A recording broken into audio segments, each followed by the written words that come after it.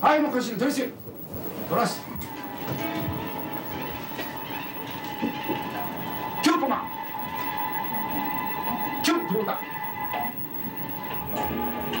여기 하나 보세요. 아니요. 왔어 봐.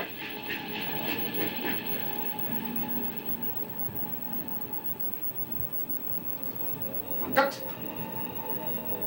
끝. 끝. 레마드 스타트.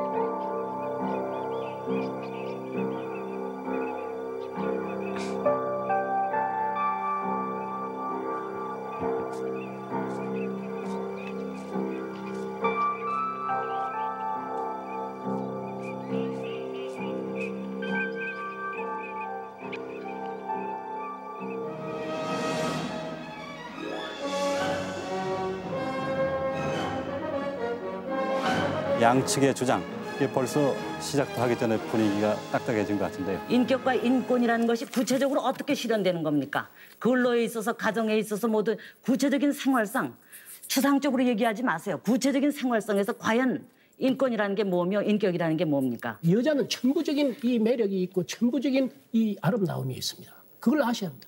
비서 같은 역할을 이런 김명룡이 같은 사람이 여보세요 이래가지고 되겠어요? 저런 한 교수처럼 아름다운 저런 분들이. 천부적 아름다움이니 그런 말씀을 하시는데요. 평등이라는 것은 같은 것은 같게, 다른 것은 다르게 대하는 겁니다. 헌법은 헌법이니까 하위법에 미루면 되지 않느냐. 저도 동감입니다. 그러면 왜 그동안 가족법 개정하는 데는 그렇게 반대하셨습니까? 가족법은 하위법이 아니고 상위법이라 그랬습니까? 인권이다. 그리고 이 민주주의다 하고 떠드신다고 해서 죄송합니다만은 정치인들이 많습니다. 그런데 그분들이 꼭 여성 문제는 인권 밖에 있는 것으로 여깁니다. 거기에 여성들의 심각한 고민이 있습니다. 인권을 주장하면 뭐하며 민주주의를 주장하면 뭐합니까? 여성들은 민주주의 국가의 국민이 아니었습니다. 어머니입니다. 어머니. 어머니라는 건 뭡니까? 자녀를 양육하는 것입니다. 안 하면 되지 않느냐?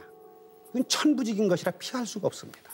아기가 먹어야 할 처지 어머니에게 달려 있습니다. 그렇기 때문에 어머니는 자녀를 양육해야 하고 자녀를 양육하다 보면 집에 있어야 하는 것입니다. 모든 여성은 모성이다. 15세, 16세, 17세 돼가지고 자립해야 되고 자기 집안을 부양해야 되는 사람 보고 모성을 강조하면 그게 말이 안 되는 거 아닙니까? 여성이 지금 얼마나 불쌍한지를 모르기 때문에 그래요. 여성이 뭐가 불쌍하냐, 내 마누라는 어떻다 이렇게 말씀을 하시는데 그것은 자기 계층의 자기 주변의 사람만 가지고 얘기하는 거지. 좋은 남편을 고르라. 그것이 바로 여자의 안정된 유일한 직업이다. 이렇게 생각하세요. 그렇게 되면 그 남편 따라가지고 남편이 대통령 되면 화수들어야 되지요. 남편이 재벌되면 재벌 대회사의 부인 되는데 뭐에 억울하고 뭐에 그겁니까? 도남동!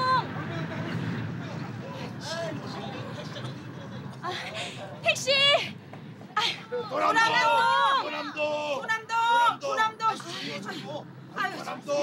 저 어디까지 가십니까? 도남동이요. 아 그래요? 도남동. 좋습니다. 모셔다 드리죠. 택시값만 내세요. 예, 가시죠. 도남동. 가는 길에 방해 같으면 한 사람 더 태워 가죠. 예. 도남동. 택시. 어느 쪽이세요, 아주머니? 도남동인데요.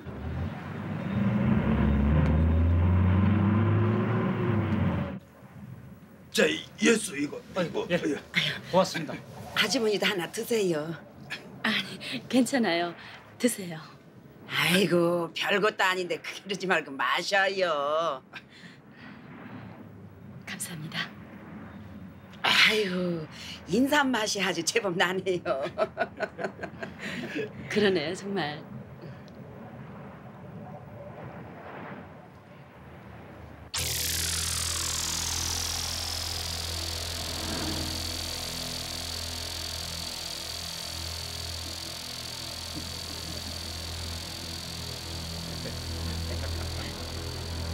사람, 특히 부녀자를 사고 파는 일이 우리 주변에 있다면 놀라운 일이 아닐 수가 없습니다. 치안본부는 최근에 크게 늘고 있는 인신매매 범죄에 대한 집중 단속에 나서기로 했습니다. 경기도 화성군에서 부녀자 5명이 폭행 피살된 사건 수사가 별 진전을 보지 못하고 있는 가운데 20대 가정주부가 같은 마을에서 또 실종됐습니다.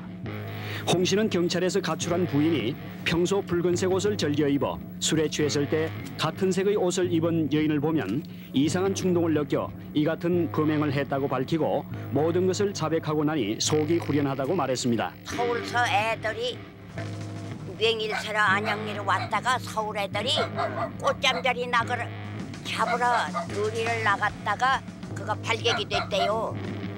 이 모광지를 꼭 밟았어요. 아까 시퍼렇게 멍이 들었더래요. 멍이 들었더래요. 그냥 그러고 옷도 제 빨개 벗겨놨더래요. 그래서 고데기가 들벅들벅 났더래요. 비도 오고 날도 더우니까. 어제 또 비슷한 수법의 여인 살해 사건이 일어났습니다.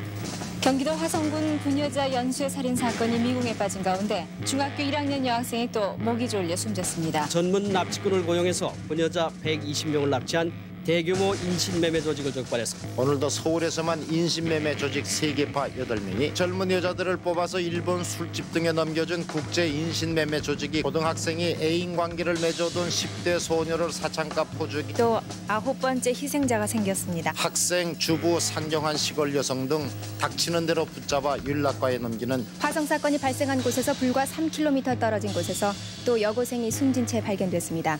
여고생을 꿰어서 술집에 팔아넘겨 사이비 기자 등 2명이 10대 소녀들을 꿰어서 미장원에 찾아온 미성년자들을 꿰어 우리 국민 모두가 공범자입니다. 술집이 그렇게 많고 술 먹는 사람이 많은데 여자가 필요하지 않겠어요? 그래서 여자를 공급해줘야만 지금 장사가 됩니다.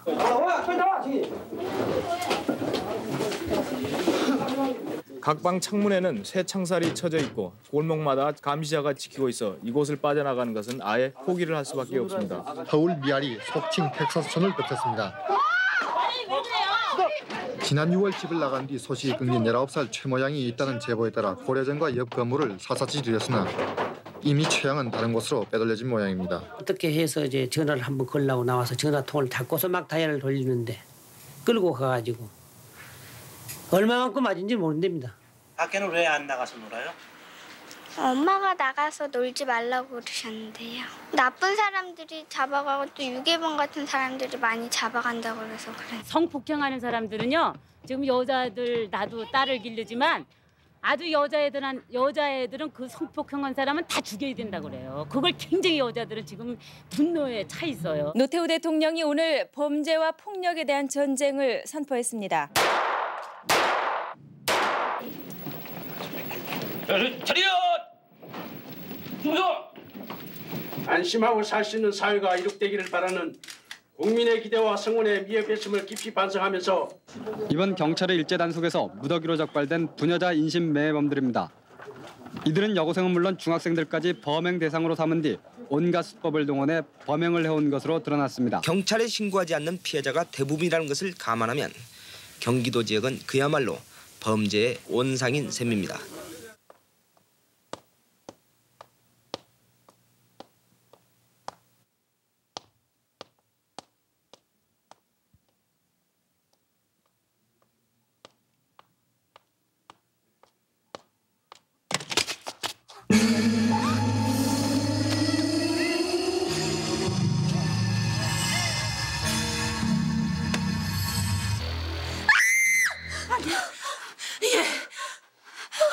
유미야. 엄마 무서워. 무서워. 그래, 여기 집이야. 이젠 안심해. 그래. 자, 걱정할 거 없어 이제. 이제 다 끝났어. 다시 예전처럼 사는 거야. 강유미가 무너지지 않았다는 걸 보여줘야 돼. 어떻게 예전으로 돌아가? 난 이미 예전의 강유미가 아닌데 어떻게 예전으로 돌아가? 유미야 제발. 나 어떡하면 좋아. 나 어떡하면 좋아. 꿈이었으면 좋겠어. 유미야, 꿈이야. 넌 잠시 악몽을 꾼 거야. 꿈이라고 생각해.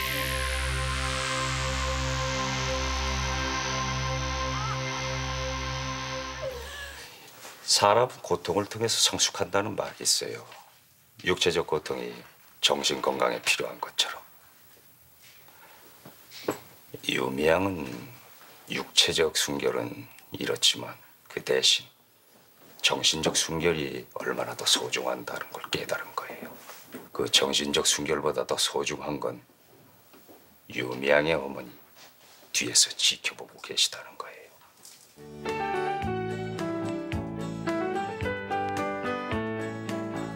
아름다워 보이잖아요. 일하는 여성이 아름답잖아요. 예. 주로 제가 판매하는 거에 60% 정도가 컴퓨터가 많고요. 컴퓨터를 많이 네, 파시고요. 많이 팔고요. 예. 그다음엔 텔레비, 냉장고. 근데 안 팔릴 수가 없어요. 3개월 동안 다니면은요. 불길한 생각이 참 드네요. 예, 불길합니까? 불안하다 이런 얘기. 네. 돈이 쓰게 될까 봐요. 네. 직원 뽑을 때 남녀 차별이 있지 않습니까? 그건 어떻게 생각하세요? 그래서 제 개인적인 입장에서는 나름대로 뭐 당연하다고 저는 이렇게 봅니다. 여성들을 모두 취업을 시킨다면은 똑같이 취업을 시킨다면은 남자들이 너무 많이 놀게 되잖아요. 그럼 가정을 영위할 수가 없죠. 미스김은 말이죠. 사실 저희 사무실의 꽃입니다. 원고 얘기 들었지요? 원고를 보고 꽃이래요. 꽃이라는 표현을 써줬으면 됐지 더 이상 뭘 바래? 이거 원고가 꽃이에요? 여자가 꽃이에요? 꽃? 여자를 꽃에다 비유하는 것 자체가 이거는 저 성차별이라고. 아니 그럼 다른 데다 비유하면 될 거 아니에요. 저 미스김은 저희 사무실의 암사슴입니다. 저는 저 꽃이나 암사슴이나 그게 그거 아니에요? 여성 문제가 지금 사회적으로 떠들썩한데 과연 그렇게 떠들썩하게 해야 될 것인가. 솔직히 말 여성 문제는 일단 그 부분적인 문제일 수도 있는 건데 뭐든지 흥분하지 말고 일정 부분은 저는 저런 남학생들이 존재하는 한은 우리가 투쟁적으로 될 수밖에 없다고 생각해요. 흥분하지 말자 그러는데 그 얘기가 저를 흥분시켰거든요. 여성운동하는 쪽을 여성들 스스로 미워하는 부분이 뭐냐면 시각을 한 곳으로 모아서 목표를 달성하려고 하는 어떤 전투적, 전쟁적 개념을 갖고 덤비기 때문에 요즘 여성들이 너무 드세진 거 아닙니까? 아니죠. 아니에요? 네, 오래오래 참다가 이제 드디어 자기의 권리를 예. 조금씩 주장하기 시작하는 것 같은데. 근데 여성학을 전공하시는 분들이 하나같이 안 나오겠다는 거예요. 왜들 안 나오시는 겁니까? 지 선생님 좀 얘기해 보세요. 이 문제를 이렇게 깊이 있게 다루지 못하고 좀 표피적으로 다루는 측면. 그런데 여성 문제는 더욱 심하지 않나요? 그런데 그렇지 않습니까? 네. 그렇게 되면은 그것을 나와서 개선을 해야 되는 거 아닙니까? 네, 그래서 바깥에서 그럼 가만히 있어가지고 어떻게 된다는 거예요? 그래서 나왔잖아요. 예, 아니 고맙습니다. 네. 앉아 계셔서 시청자들이 잘 모르실 것 같네. 근데 사실 나오실 땐 그 뭐 이렇게 덩치가 크다 이런 거 얘기하지 말라고 그러는데 정말로 크신가요? 죄송합니다. 앉으십시오. 사실 이런 짓 하지 않아야 되는데 흥미 위주로 갔죠 조금? 용납할 수 있어요. 아유 감사합니다. 근데 변영주 씨가 여성으로 태어나서 지금까지 자라나고 살아오면서 무슨 억울했던 일이 많습니까? 가슴에 맺힌 게? 많죠. 그래요? 아니요, 별로 없어요. 별로 없어요? 네. 그런데 어떻게 그런 생각을 하게 됐어요? 그러니까 이른바 요즘 그 유행하는 말로 여성 문제에 대해서 의식화되신 것 같은데. 대학교 때 그 여성학 수업을 들으면서 여성의 많은 모습들이 단지 그것이 개인적인 모습들은 아니다. 이 땅에는 아직도 수많은 여성들이 여성이란 이유 때문에 그야말로 고난받고 있는데 그 여성이 고난받는 이유는 단지 그 여성이 여자라는 이유 하나 때문이라면 저 역시도 고난받는 것이겠죠. 저도 여자이니까.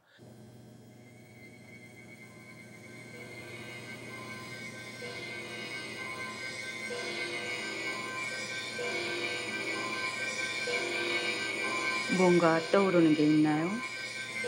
아니요. 좋아요. 다시 한번 해봐요.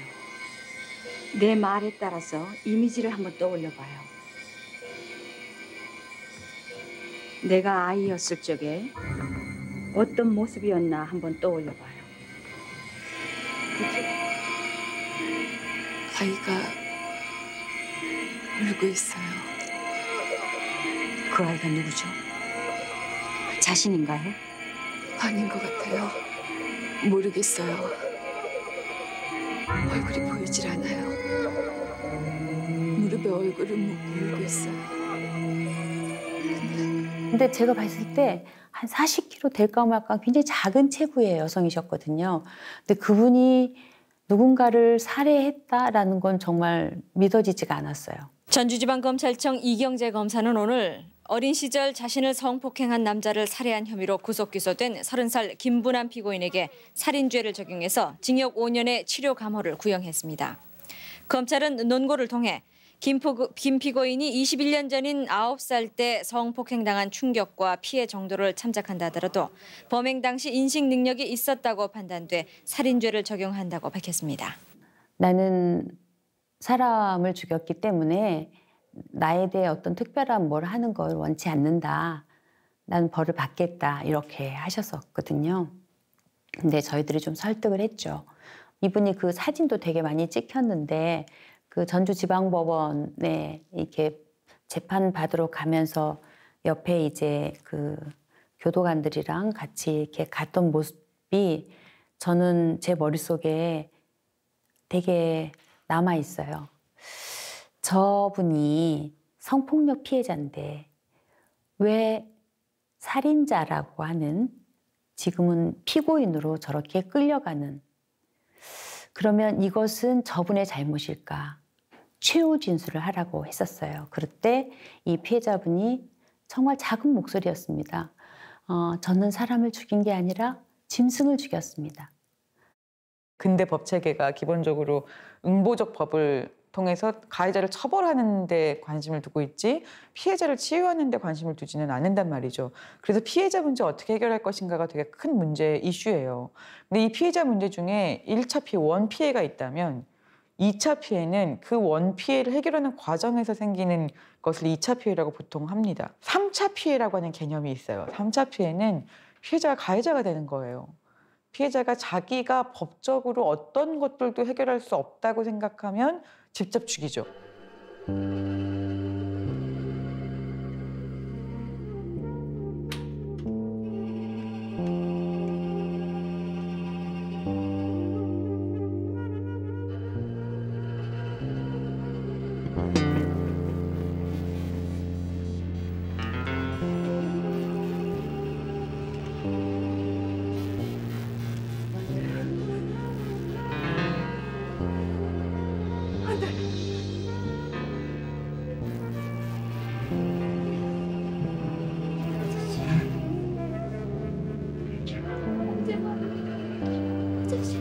오지 마세요.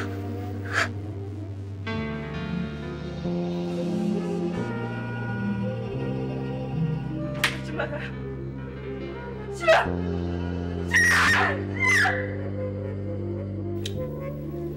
부인께서 두려워하시는 게 뭔지 묻지는 않겠어요. 또 제가 물어볼 수도 없는 얘기인 것 같고. 다만 한 가지, 결국 피해자들은 이 또 다른 범행을 묵인하고 있는 거랑 마찬가지. 더 이상 말씀하지 마세요. 왜 저한테 그런 말씀하는지 모르겠습니다. 제가 신고를 안 한 건 형사님 말씀대로 보복이 두려웠던 거예요. 애기 아빠한테도 제가 할 말은 그것뿐입니다.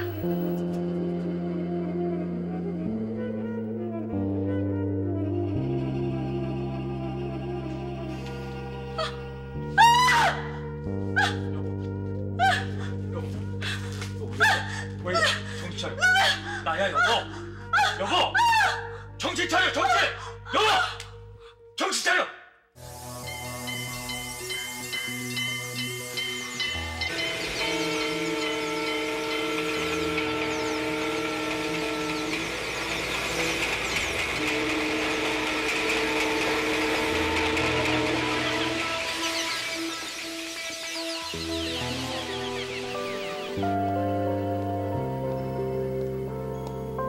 저 여자 맞지? 그래, 맞아.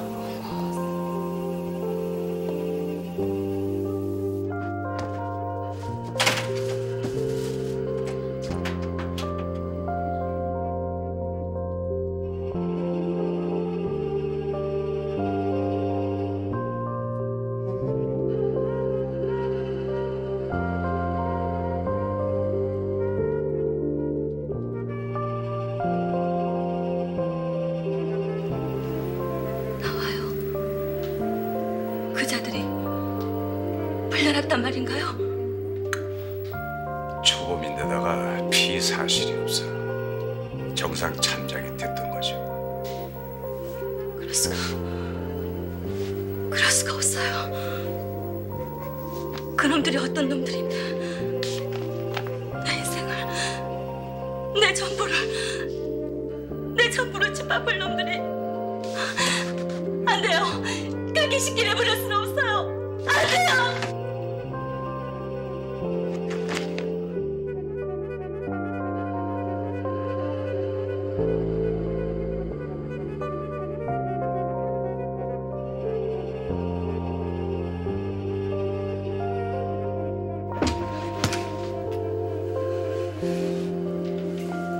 아니 선주.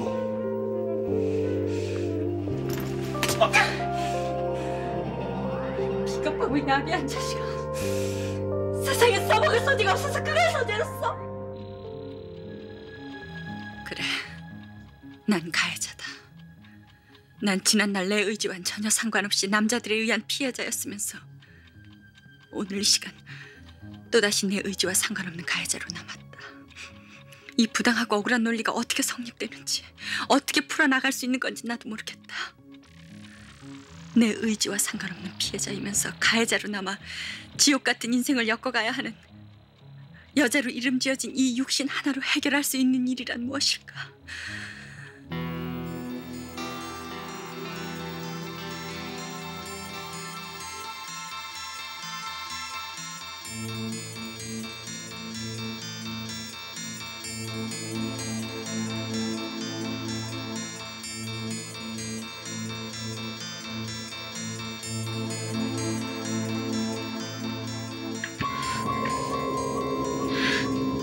대체 어딜 가는 거야? 어딜 가는지 나도 몰라. 지옥이 될지 천국이 될지. 선주. 난 날 사랑해주는 사람이 좋아. 날 비난하고 고통을 주는 사람이 싫어.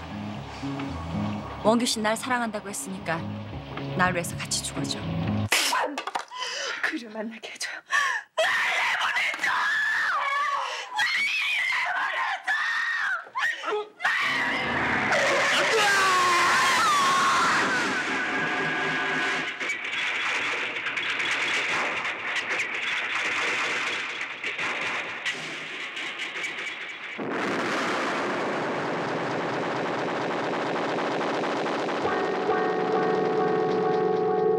아니 내가 점점 뭐야? 내 옆에서 자기가 시려? 야 이 철딱선이야. 주제 파악을 해. 주제 파악을. 너무 그러지 말아요. 나도 사람이에요. 뭐가 어쩌고 어째? 당신 혼자 사는 세상 아니에요. 아니 얘 물덩어리가 어떻게 내 몸에 손대지 마! 뭐? 뭐라고? 예? 아니 이게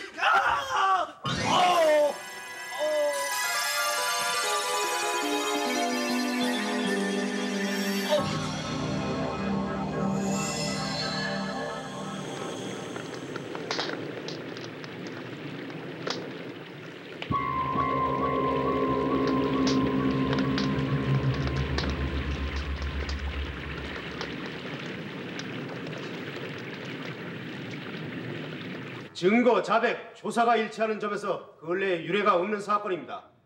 더 이상 지역적 억측으로 시간 낭비를 말아주었으면 합니다. 재판장님, 피고는 오로지 죽인 사실만을 만할 따름입니다.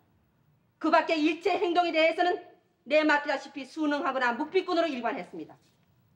피고의 나이와 학력, 지난날의 발자취에 비해 이 현상은 어울리지 않습니다. 여긴 개인 상담소나 여성 구제소가 아닙니다.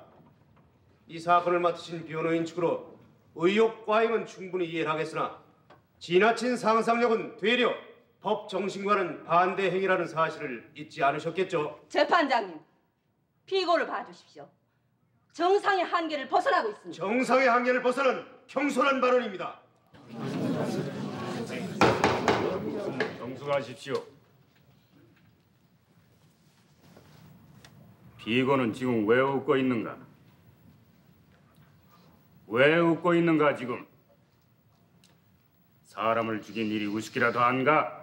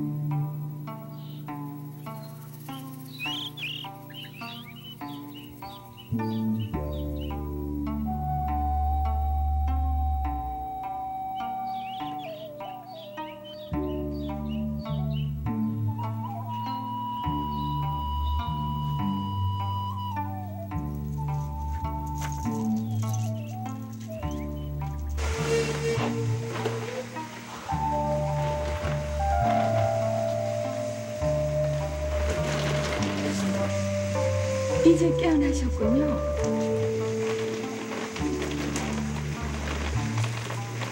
근데 여기가 어디래요?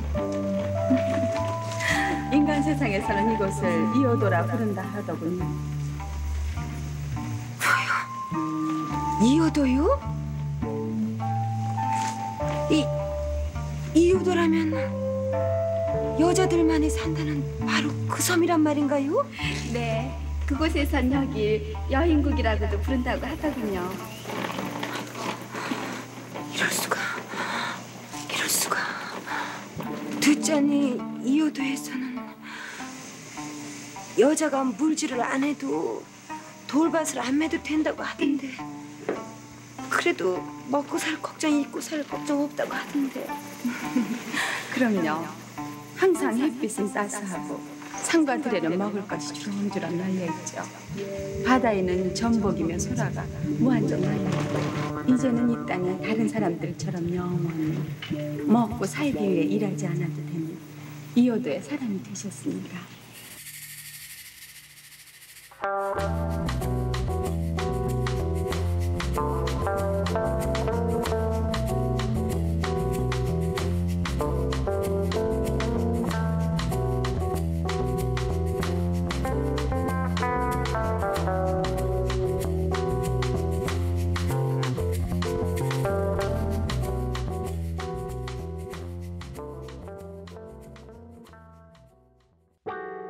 청주지방법원은 오늘 10여 년간 상습적으로 자신을 성폭행해온 의붓 아버지를 남자친구와 함께 살해한 김보은 피고인과 남자친구 김진관 피고인에게 각각 징역 4년과 7년을 선고했습니다.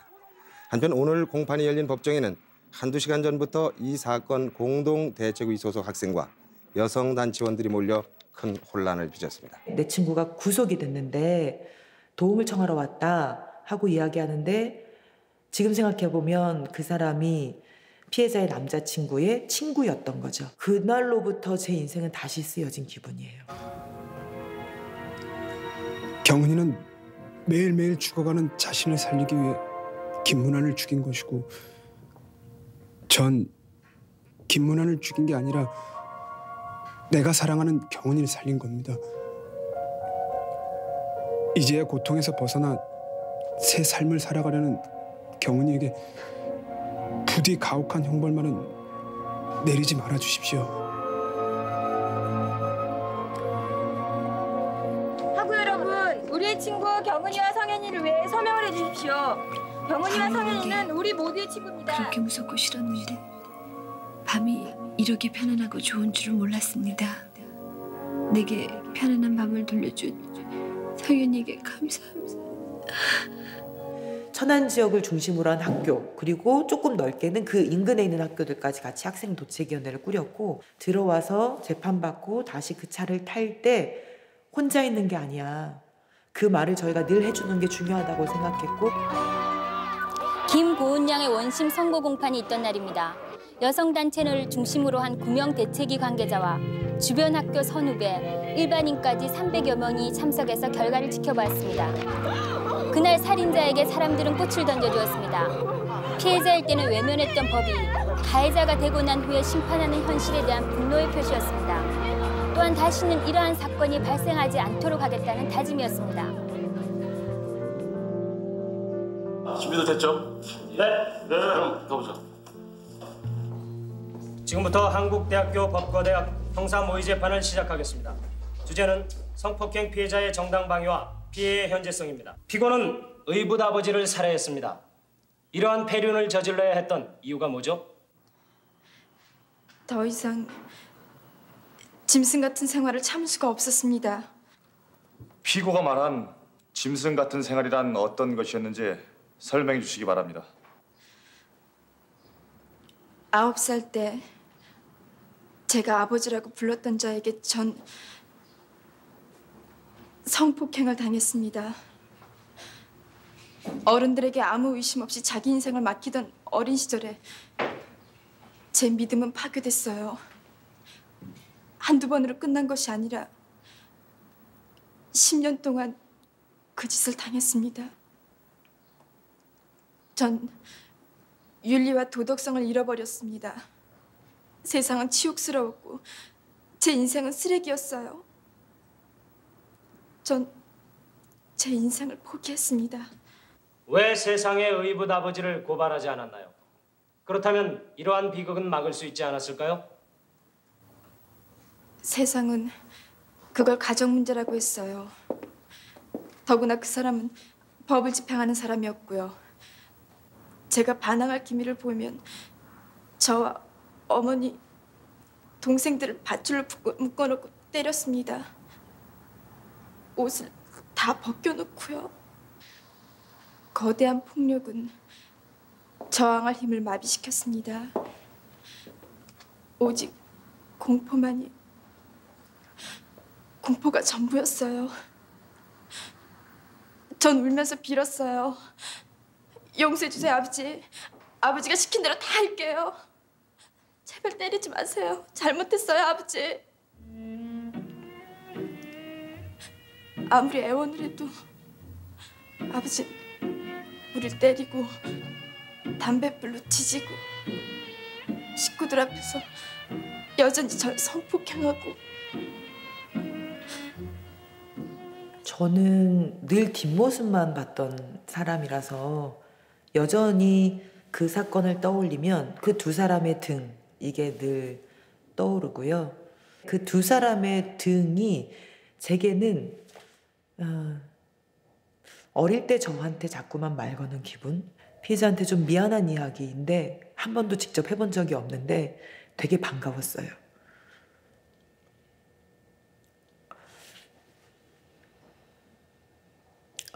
나만 겪은 일인 줄 알았거든요. 그런데 또 있더라고요. 그리고 그 사람들 때문에 공부하게 됐는데 성폭력을 공부하면서 보니까 너무 많아요. 피해자가 너무 많아서 이렇게 많은 사람들이 있었구나라는 걸 알게 되면서 아이러니하게 일종의 안도감? 그런 안도감이 들면서 그래서 재판정에 갈 때마다 저는 그 두 사람의 등을 보면서 자꾸만 마음의 손이 나가서 그 사람들 등에 손을 대는 듯한 기분이 매번 들었어요. 혼자가 아니야. 거기 있어줘서 고마워. 그때부터 저한테 일어났던 제 피해를 마주할 수 있는 힘이 생겼어요. 위하여 하는 이 얘기에 저는 상당히 깊은 뜻을 새기고 있습니다. 좀 여자를 더 위해 주시오 하는 여자, 위하 여자. 여성 전용 주차장이 등장했습니다. 수도권 전철에 여성들만을 위한 칸이 지정돼서 날로 늘고 있는 성범죄로부터 여성을 보호하기 위해서 성범죄에 대한 형량을 높이는 내용의 성폭력 특별법이 제정됩니다. 처벌 강화가 예방 효과를 줍니다. 성폭력 예방 교육. 성폭력 특별법 제정을 위한 모임입니다. 이 모임은 여성 문제에 관심이 있는 법조인과 각 여성단체 사람들이 주축을 이루고 있습니다. 법하는 사람들에게만 이걸 맡기지 말자. 그럼 법에는 마음이 없다. 그분 변호사님 사무실에 저희가 가가지고 정말 밤을 새워서 조항 하나하나를 함께 만드는 작업을 했었거든요. 1992년에는 특히 대선과 총선이 같이 있었던 해거든요. 당의 대통령 그 후보들이 저희들이 하는 행사에 항상 와가지고 저희가 성폭력 특별법을 만들겠습니다. 성폭력 특별 법률의 입법 필요성과 그 방향에 대해서 진술을 시작하겠습니다. 성폭력 특별법 제정의 필요성은 그동안 현장에서 성폭력 피해 여성들을 위한 상담 활동과 성폭력 근절 운동을 해오던 민간 여성 운동 단체들에 의해서 1991년 처음 제기되었습니다. 만약에 20대, 30대에 뭐 데이트 폭력이라든지 뭐 아내 강간이라든지 이랬다면 우리나라에서 그 당시에 이거를 이렇게 크게 보도를 했을까라고 하는 생각도 있어요. 우리나라에서 성폭력 특별법을 만들게 된 이 두 사건이 어쩌면 다 어린이 성폭력 사건이기 때문에 성폭력 특별법을 제정하는 데에 직접적인 계기가 될 수 있었다. 어린이 성폭력이기 때문에 사람들이 소위 피해자를 비난하고 의심하는 그런 어떤 시선은 거둔 거죠. 여자들만의 일이 아니에요. 남자들 내 아내의 일이고 내 동생의 일이고 내 어머니의 일입니다. 다 함께 참여하셔서 정말로 성폭력 없는 세상이 될 수 있도록 협조해 주시기를 부탁합니다. 성폭력 범죄의 처벌 및 피해자 보호 등에 관한 법률안 대안을 상정합니다. 최근 각종 성폭력 범죄가 점차 흉폭화, 집단화, 지능화, 저연용화되고 있을 뿐만 아니라 전화, 컴퓨터를 이용한 음란 행위 등 새로운 유형의 성폭력 범죄가 빈발하여 기존의 법 체계로는 적절히 대처하기 어려운 실정이므로 성폭력 범죄에 대한 처벌 규정을 신설 또는 강화하고 저는 성폭력 특별법을 만드는데 가장 큰 힘이 되셨던 분들은 결국은 피해자분이라고 생각하고요. 피해자분들의 분투로 인해서 우리 사회는 조금씩 피해자의 권리가 확장되어 오고 있다고 생각해요.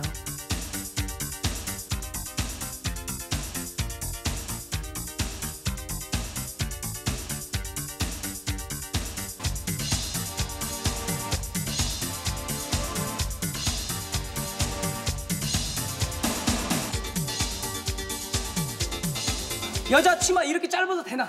한번 진단을 제가 해보기 위해서 어렵게 한 분을 모셨습니다. 아하, 그렇습니까? 자, 일단 한번 불러내볼까요? 네, 모시죠. 네. 모시겠습니다.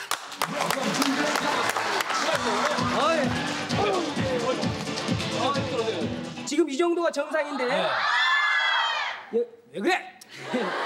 여기가 부평입니다. 부평이요. 예. 부평이 이렇게 짧아집니다. 부천. 네. 역곡. 예. 가리봉에서 무릎이 보이네요. 네, 무릎이. 네. 신천.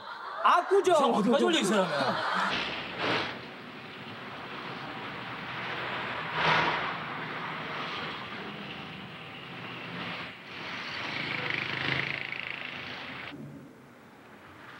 탄탄대로를 가느냐 아니면 고난의 길을 가느냐. 미수양 같으면 어떤 길을 택하겠어.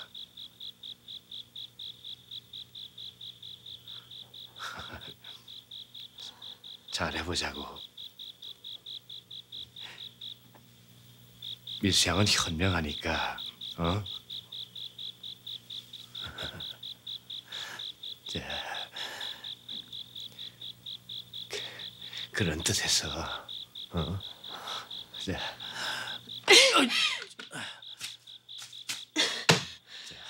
밀수 양, 이러지 말고. 아니 이게 사람 밀어. 야, 아니 가수? 야, 가수가 너 뭐 하는 건지 알아? 어? 네가 노래를 잘하는 게 있어. 얼굴이 잘생겼어. 나 참 이게 오냐오냐 하니까 주제 파악을 못하고 말이야. 너보다 날고 기는 애들 얼마든지 많아. 여기 그 머릿속에 바람만 잔뜩 들어가지고 말이야. 야, 죽었다 깨봐라. 네가 너 같은 게 가수 되나? 에이,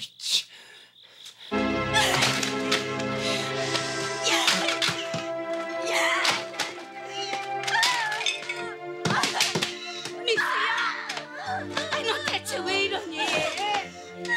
제발 정신 좀 차려 일어나. 가수 안 되면 어때서 그러니? 괜찮아. 오히려 널 위해선 더 잘된 일인지 모른다. 괜찮아. 가수가 뭐야?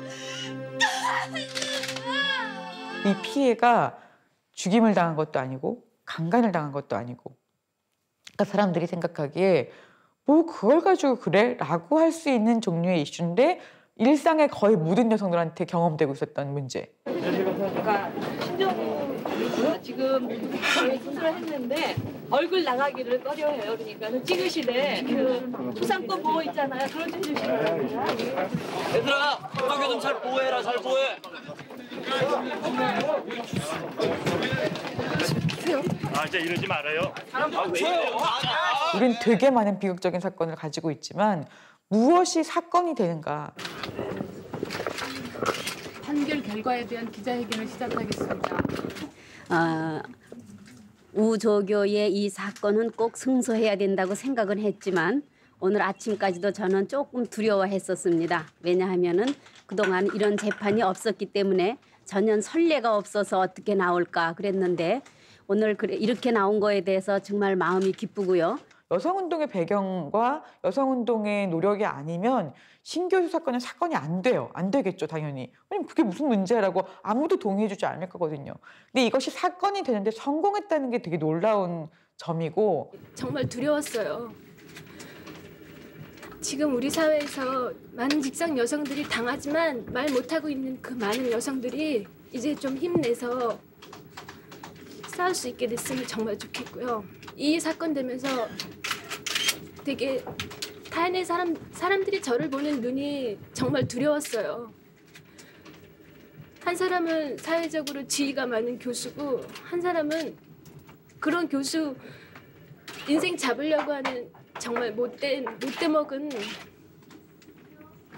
계집아이가 됐는데 성희롱이라는 것도 뭔지도 모르고 저도 시작했지만 성희롱이란 문제를 생각해 보지도 않고 일단 성희롱을 당했다고 하는 그 여자들부터 아닐지도 모른다는 그런 시선을 가지고 바라보는 그 분들의 시선이 너무너무 두려웠어요. 그러니까 성희롱이라고 하는 게 뭔지를 사실은 사람들한테 드디어 알게 만들어줬던 사건이라고 하는 게 중요했던 거죠. 이것이 문제라고 만드는 사건이었던 거죠. 대학원 지도교수의 성희롱을 거절한 뒤에 조교 재임용에서 탈락됐다면서 손해배상 소송을 냈던 여조교에게 가해자인 지도교수는 위자료 3천만 원을 지급하라는 원고 승소 판결을 내렸습니다.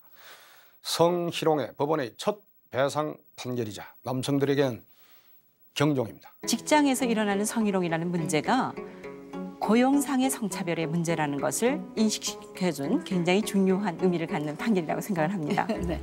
무엇보다도 중요한 것은 남녀의 관계는 우주 속의 동반자 관계입니다. 즉 친숙 관계지 고발 단계는 아닙니다. 그런다고 볼 때 자칫 이런 상황이 야기할 수 있는 적대감, 이것은 굉장히 유해하다는 말을 먼저 드리고요. 여자들은 더욱 강력한 섹스 어필한 옷으로 늘 변질해가고 있습니다. 무서운 유혹 앞에서 40이 넘은 사람은 견뎌야 되는 상황이 지금입니다. 여자들이 짧은 치마를 입어서 가만히 있는 남자로 하여금 그러한 그 잘못을 저지르게 만들었다. 말하자면 여성 유발론의 그 생각들이 굉장히 강해요. 이건 이제 정말 문제 있다고 생각을 합니다. 어떤 사람에겐 해서는 안 되고 해서는 되고 이런 것을 갖고 있거든요. 그래서 손쉬운 사람 그리고 자기가 해도 별 문제가 없을 사람 이런 사람에게 이제 한다는 거죠. 일단은 우월감이 있어서. 그렇죠. 그거보다 예쁜 사람한테 하는 게 아닐까요? 그거가 굉장히 아무리 잘못된 후배여도 안 통념이에요. 예쁜데 그건 무슨 재미가 있겠어요? 글쎄 그건 뭐 매력이라고 그렇게 전혀 그러니까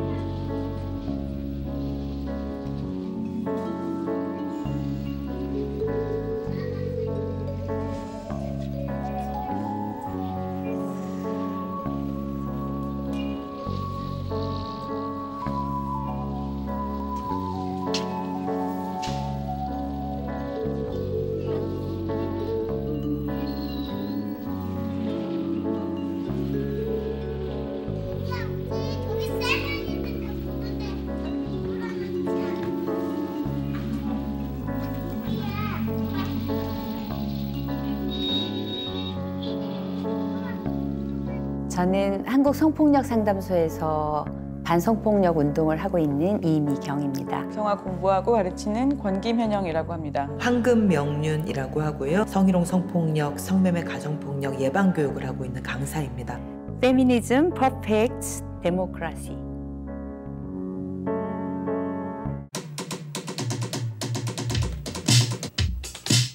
이건 뭔가요? 이건 무슨 드럼 소리잖아요. 오선지는 이미 사라진 지 오래입니다.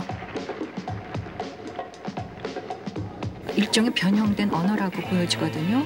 사실은 형식적 틱이라고 생각이 되는 거죠. 언어도 아니고 노래도 아니고. 꼭 한국판 유키즈 언더 블럭 같다는 그런 느낌을 제가 받았습니다.